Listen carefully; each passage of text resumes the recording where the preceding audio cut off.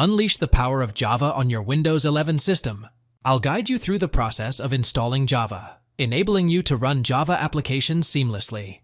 Stay tuned for a quick and straightforward tutorial to enhance your computing experience on Windows 11.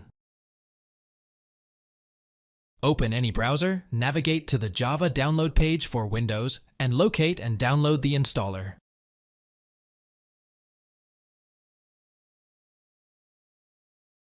Once the download is complete, launch the setup and click Yes in the UAC prompt. The Java installation wizard will appear on your screen. Click Next to proceed. The next screen will ask you to confirm the installation folder. Click on Next to proceed. Once installation is complete, click on Close.